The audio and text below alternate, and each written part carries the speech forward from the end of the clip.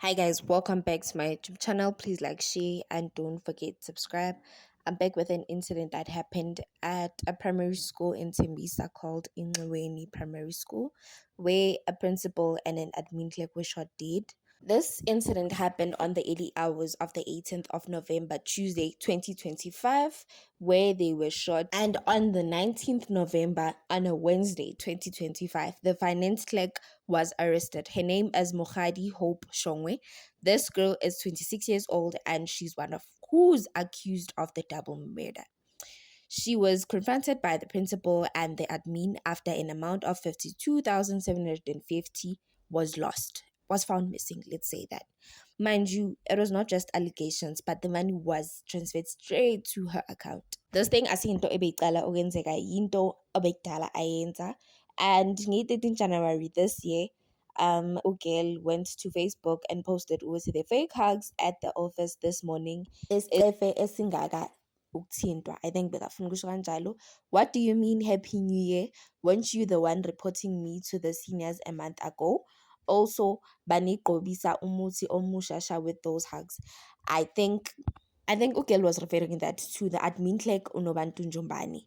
I think Unobantu saw whatever that was happening and went to principal wa report ukuthi man khona imali missing la, and then maqedile kwaqala izimpi ke. After her arrest, another suspect was arrested. His name is Duki Maditi, a popularly known DJ.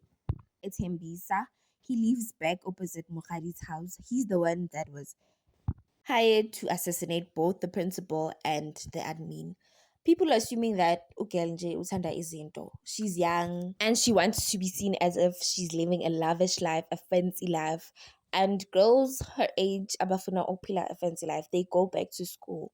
They make sure they study isubjecti okumele azi kahle ukuthi uzohola imali eningi, or they date amablazer. So after she was confronted about the missing 52,750, allegedly she hired a hitman, and hitman is eskoleni.